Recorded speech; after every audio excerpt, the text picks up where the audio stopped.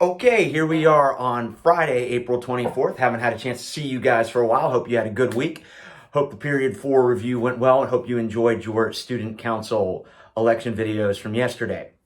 All right, so today is another critical part of post-war America, 1946 to 1960, and that would be the Red Scare. Technically the second Red Scare, as we learned about the first Red Scare, which was in 1919 in response to the perceived growth of radicalism in the United States, the fear of communists. Remember, this is in the wake of the Communist Revolution of 1917, the fear of anarchists. We had the bombing of the Attorney General, A. Mitchell Palmer. We had the bombings that were mailed, the bombs that were found that were mailed to other government officials. And of course, the bomb that was detonated on Wall Street. This Red Scare is very different. This is in the wake of the Second World War. And there are, as we've already seen, a lot of reasons to be suspicious of the Soviet Union. They've obviously become a geopolitical adversary in this Cold War. And the first part of this lesson provides a little bit of context, right?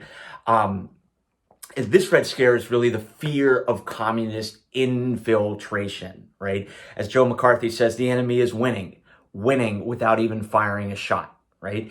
For example, my parents were hired at Mount Lebanon in the early 1960s. And even at that point, they had to sign an affidavit. Eddie McCloskey, I am not a communist, nor have I ever been one, right? Carol McCloskey signing the same thing. Because a teacher certainly, if a communist infiltrated the profession of education, it could certainly slant education towards, leftist communist leanings, all right?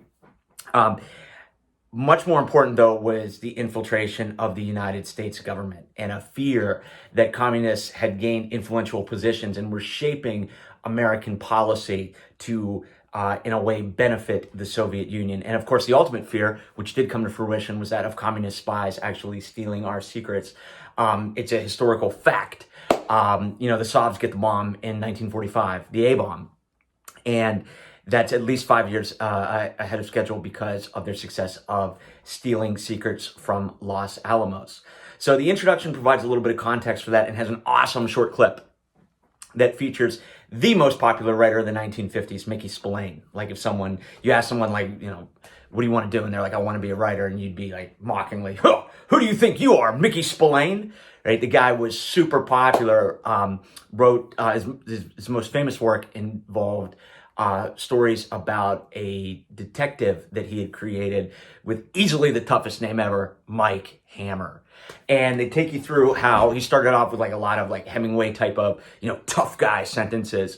And as the Red Scare came, he switched his writing to where, the protagonist, Mike Hammer, didn't just go after like your run-of-the-mill bad guy, but now went after communists. So it's a great vid. You'll laugh at the way historian David Halverson talks in that. Then we look at actions taken by the government, and there's actions taken by the executive, Truman and his loyalty program, and the massive FBI investigation of communists. And there's a real short clip on that. In addition, the FBI was aided in 1950. The McCarran Act was passed by the United States Congress over President Truman's veto, as he thought it was an infringement on civil liberties. But that, more or less, that McCarran Act outlawed the Communist Party in America for all intents and purposes and made it very easy for the government to be able to go after it. All right.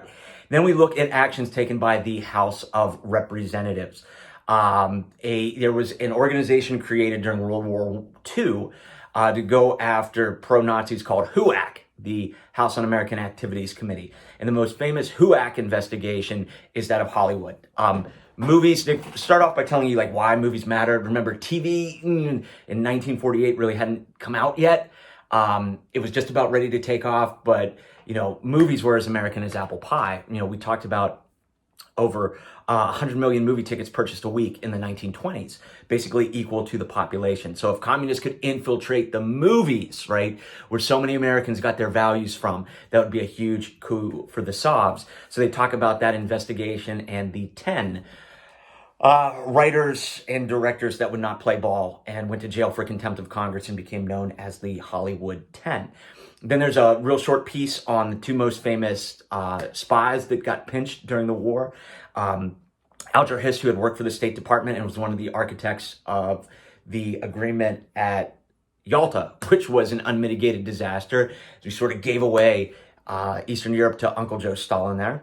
And then the Rosenbergs, who were bit players in a spy scheme to transmit secrets from Los Alamos, but they wouldn't name any names, and they got the electric chair. And it got a lot of controversy, not so much on their innocence or guilt, but on was this an excessive punishment for these two. So there's a little bit on that. And then, of course, when you hear the Red Scare, you think of Joe McCarthy. That's right, old tail gunner Joe. And we talk about like McCarthyism and the legacy of it. While there certainly were spies and the communist infiltration was a legitimate threat, McCarthyism has become known where you are guilty by association, right? What do y'all read? The Crucible. Oh, I hope you still read that in English. Please tell me you still read some books like that. That is an allegory. I guess that's the right word. I don't know. Don't tell Mr. Manette on me about communism in the 1950s, and it talks about how McCarthy rose in power and actions that perceptions that other government officials had of him, and then it shows the decline of McCarthy when he took on the army in 1954 on national TV, and there were a lot of unfounded allegations, and the Army attorney Joseph Welch gives one of the most famous sound bites in American history, where he looks at the junior senator from Wisconsin and says, "Haven't you done enough, sir? At long last, have you no sense of decency?" And you'll see everybody splits from McCarthy. He gets censured. And then I ended with one of the most famous moments in American television.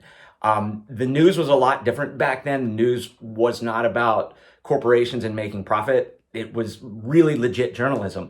And one of the most popular journalists at that time was Edward R. Murrow. That's the guy. Back when we learned about the Blitz, he reported on that. Good evening, America. This is Edward R. Murrow. London is burning, right? That was in 1954. And 1940, excuse me. So here it is in 1954. He hosted the CBS news program. I wrote it down as I see it. And he dedicates an entire show to doing something that was really controversial in the media. He locked horns with McCarthy and went after him as making these unsubstantiated allegations, which would then ruin somebody's reputation. And it's got that famous line that he ends with, where he quotes Cassius from Julius Caesar, which unfortunately I don't think you read anymore, but that's neither here nor there. As he ends with, Cassius was right. The fault, dear Brutus, lies not in our stars, but in ourselves. Good night and good luck. So that's pretty, it's just like, bam, it's a pretty big moment in TV. So this is, you don't have any work that you got to turn in today, but if you're going to understand America, and we're going to do a writing, I think it's Monday the 4th, that asks you to explain why were the 50s known as Happy Days, D-A-Z-E, days. And this is certainly an important part of that time. So use the Google Doc. It takes you through all the clips of real short hitters, typed up all the notes for you. And good to see you guys again. All right.